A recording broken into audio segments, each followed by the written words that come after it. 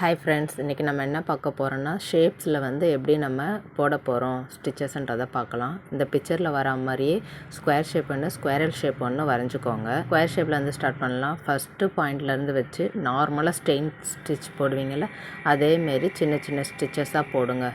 கொஞ்சம் நெருக்கமாகவே போடுங்க. ஏன்னா நம்ம பேசிக்காக பார்த்தலாம் அந்த ஸ்டிச்சஸ் மாதிரி இதில் போட்டிங்கன்னா நம்மளுக்கு வந்து ஒரு ஷேப்போட இது நமக்கு தெரியாது.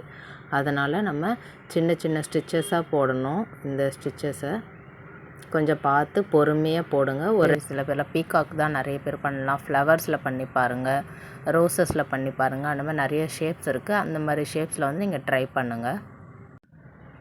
அந்த மாதிரி ஷேப்ஸில் நீங்கள் பண்ணி பாருங்கள். அதுக்கப்புறம் அந்த கார்னரில் போனதும் நம்ம வந்து ஸ்ட்ரெயிட்டாக அப்படி போடக்கூடாது. ஏன்னா நம்மளுக்கு அந்த பக்கம் வந்து ஷேப் இல்லாத மாதிரி இருக்கும். எடுத்தவுடனே நம்ம வந்து ரைட் டர்ன் எடுத்துடக்கூடாது. ஃபஸ்ட்டு என்ன பண்ணணும்னா ஸ்ட்ரெயிட்டாக போட்டுட்டு வந்துட்டு அதுக்கு பக்கத்தில் வந்து நம்ம ஒரு சின்னதாக ஒரு நாட் செயின் போடணும். நாட் செயின் போட்டுட்டு நெக்ஸ்ட்டு அதுக்கப்புறம் தான் நம்ம இந்த பக்கம் வந்து ரொட்டேட் பண்ணணும் நீடில்.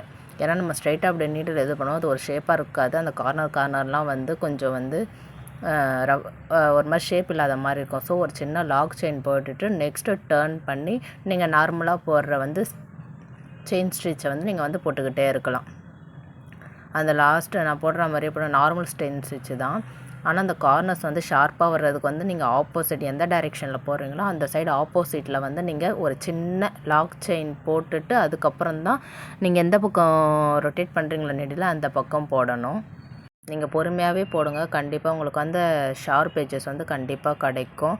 ஸ்லோவாக பண்ணிங்கன்னா இப்போ பாருங்கள், அந்த கார்னர் வந்ததுக்கப்புறம் நம்ம ஸ்ட்ரெயிட்டாக திரும்பக்கூடாது. ஆப்போசிட்டில் ஒரு சின்ன லாக் செயின் போட்டுட்டு நெக்ஸ்ட்டு வந்து நம்ம இந்த பக்கம் போடணும். அதுக்கு ஆப்போசிட்டாக போடணும். எப்பவுமே ஒரு ஸ்டிச்சஸ் போடுறோன்னா அதுக்கு ஆப்போசிட்டாக ஒரு சின்ன லாக் செயின் போட்டுட்டு அதுக்கப்புறம் இந்த பக்கம் வரணும். நம்ம போட்டுட்டு நார்மலாக செயின் ஸ்டிச்சுக்கே நீங்கள் வரலாம், கண்டினியூ பண்ணிக்கலாம் நார்மலாகவே. ஸ்டிச்சஸ் மட்டும் எப்போவுமே பக்கத்தில் இருக்க மாதிரி பார்த்துக்கோங்க. ஏன்னா வந்து ரொம்ப நம்ம லென்த்தாக போடக்கூடாது. நம்ம ப்ராக்டிஸ் செக்ஷன் அப்போவே நம்ம சின்னதாக எவ்வளோ உங்களால் ஸ்மாலாக போட முடியுமோ அது மாதிரி போட்டுக்கோங்க. ப்ளஸ் எல்லா செயினுமே வந்து ஒரே ஈக்குவலாக தான் இருக்கணும். ஒன்று பெருசாகவும் ஒன்று சின்னதாகவும் போடக்கூடாது. கரெக்டான 90 டிகிரியில் எடுத்து ஒரே அளவில் கரெக்டாக போடுங்க. இந்த கார்னரில் வரும்போது என்ன பண்ணணும்னா அதுக்கு ஆப்போசிட்டில் ஒரு சின்னதாக லாக் செயின் கொடுத்துட்டு அதுக்கப்புறம் அந்த டைரெக்ஷனில் நம்ம போகணும். இப்போ பாருங்கள், நம்ம போட்டிருக்கிறது எல்லா கார்னர்லேயும் பார்த்தீங்கன்னா கரெக்டாக வந்து அந்த ஷேப் தெரியும். நீங்கள் நார்மலாக வேணால் பண்ணி பாருங்கள் அந்த லாக் செயின் கொடுக்காம. அப்போ வந்து ஷேப்பே கண்டிப்பாக அதில் வந்து நல்லா இருக்காது. அந்த டிசைனும் பார்க்க நல்லா இருக்காது. நம்ம எந்த ஒரு ட்ராயிங் பண்ணாலும் அதோட ஷேப் தான் நம்ம பார்க்கணும். அதனால் ஷார்ப் எட்ஜஸ் வர்றதுக்கு நம்ம ஒரு சின்ன லாக் போட்டுட்டு அதுக்கப்புறம் நம்ம நெக்ஸ்ட்டு செயினை வந்து நம்ம கண்டினியூ பண்ணிக்கிட்டே இருக்கலாம். கடைசியாக வரும்போது இந்த எட்ஜஸில் வந்து நம்ம திரும்பி போக தேவையில்ல. சின்னதாக லாக் செயின் வந்து அதுக்கு ஆப்போசிட்டில் செயினுக்கு வெளியே ஸ்டார்ட் பண்ணாலும் அதுக்கு வெளியே சின்னதாக போட்டுட்டு ஒரு சின்ன லாக் செயினாக போடுங்க. ரொம்ப பெருசாக போடாதீங்க. நான் நாட் செயின் எப்படி போடணும்னு சொல்லிவிட்டு நான் ப்ரீவியஸ் வீடியோவில் சொல்லியிருக்கேன். அதை பார்த்து பண்ணுங்கள். பொறுமையாக பண்ணுங்கள். கண்டிப்பாக வரும்.